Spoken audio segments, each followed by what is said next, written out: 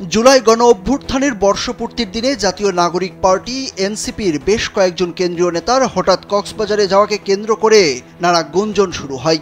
এই আলোচনায় ঘি ঢেলে দেয় কক্সবাজারের একটি হোটেলে এনসিপি নেতাদের সঙ্গে পিটার হাসের বৈঠকের খবর।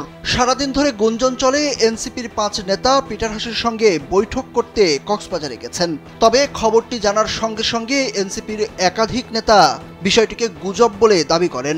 দলটির মুখ্য সংগঠক নাসির উদ্দিন পাটোয়ারি বলেন, এটা টোটালি একটা গুজব, মিস ইনফরমেশন। এই ধরনের কোনো কিছুই না, তারা ভ্রমণের উদ্দেশ্যে কক্সবাজারে গেছেন। তবে সারাদিনের গুঞ্জনের পর অবশেষে বাংলাদেশে নিযুক্ত যুক্তরাষ্ট্রের সাবেক রাষ্ট্রদূত পিটার হাসের অবস্থান জানা গেছে। তিনি কক্সবাজারে নয়, বর্তমানে অবস্থান করছেন ওয়াশিংটন ডিসিতে।